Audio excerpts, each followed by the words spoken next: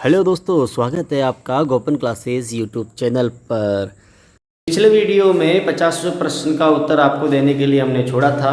प्रश्न था, किसी क्रिया को बार बार दोहराने से उसका संबंध दृढ़ हो जाता है। उक्त कथन थॉर्नडाइक के किस नियम से संबंधित है? तो इसका सही जवाब है अभ्यास का नियम, यानी ये कथन अभ्यास के नियम से संबंधित है। तो चलिए आज का क्विज का पार्ट नंबर 3 शुरू करते हैं। तो शुरू करते हैं आज का क्विज। ये रहा आज का पहला प्रश्न। बच्चों में बौद्धिक विकास की 4 विशिष्ट अवस्थाओं की पहचान की गई। पियाजे द्वारा, कोहलबर्ग द्वारा, एरिक्सन द्वारा या फिर स्किनर द्वारा? दोस्तों सही आंसर है पियाजे द्वारा। अगला प्रश्न है, विकास कभी न समाप्त होने वाली प्रक्रिया है। ये विचार किससे संबंधित है? अंतर संबंध का सिद्धांत, एकीकरण का सिद्धांत, निरंतरता का सिद्धांत या फिर अंतःक्रिया का सिद्धांत? सही जवाब है निरंतरता का सिद्धांत। अगला प्रश्न, प्राथमिक स्तर पर एक शिक्षक में निम्न में से किसे सबसे महत्वपूर्ण विशेषता मानना चाहिए? पढ़ाने की उत्सुकता, धैर्य और दृढ़ता, शिक्षण पद्धति और विषयों के ज्ञान में दक्षता, अति मानक भाषा में पढ़ाने में दक्षता? सही जवाब होगा धैर्य और दृढ़ता।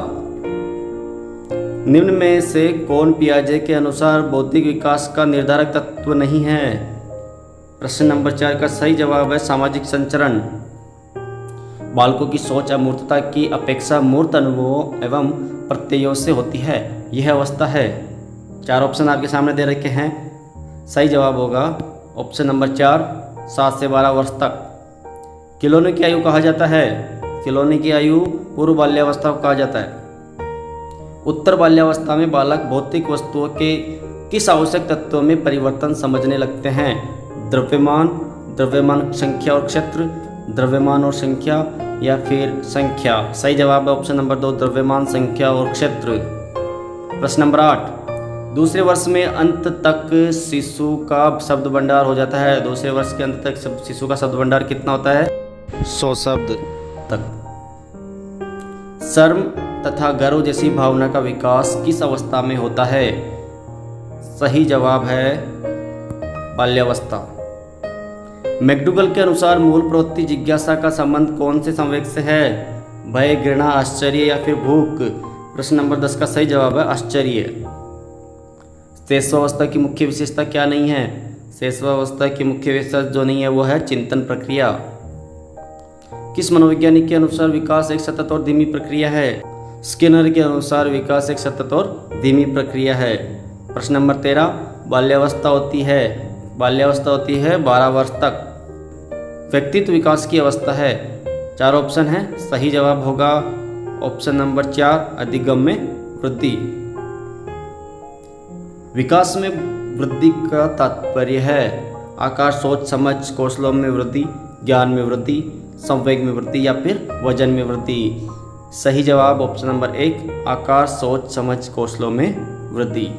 नेक्स्ट क्वेश्चन, परिपक्वता का संबंध है बुद्धि, सृजनात्मकता, विकास या फिर रुचि? किससे है परिपक्वता का संबंध? सही जवाब ऑप्शन नंबर 3, विकास से है। अगला प्रश्न, तनाव और क्रोध की अवस्था है।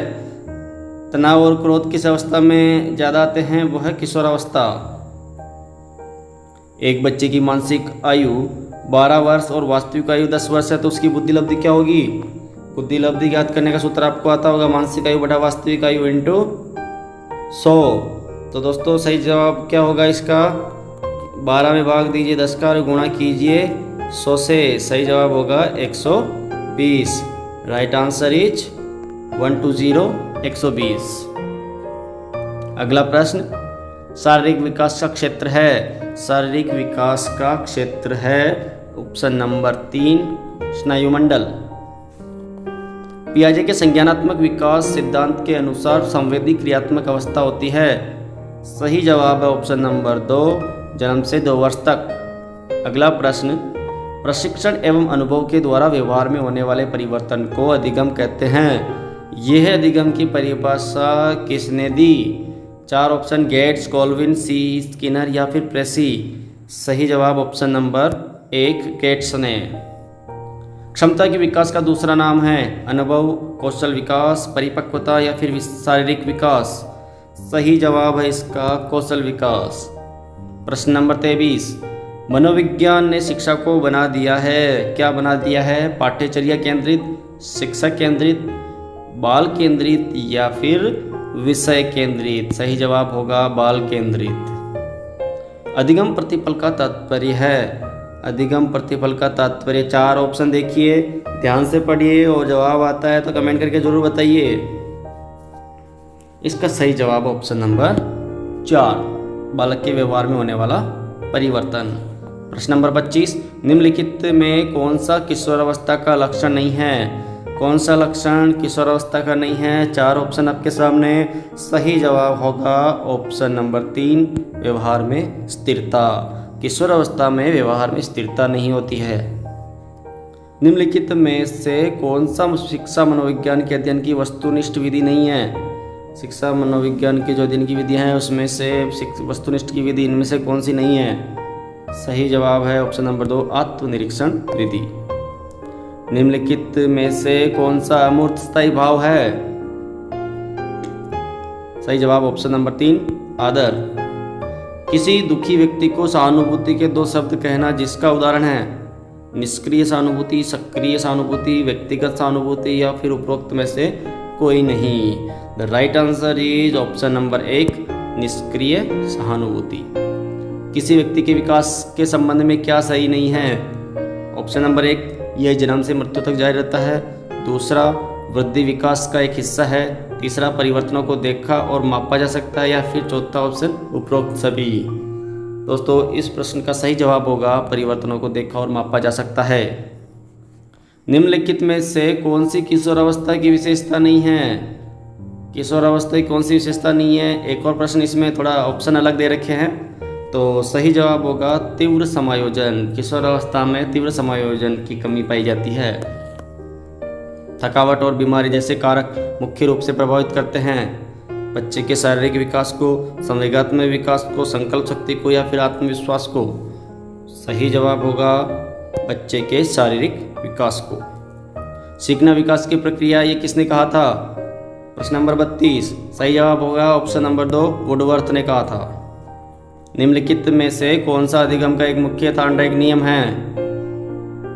अधिगम का जो मुख्य थार्डनाइक नियम है वो कौन सा है?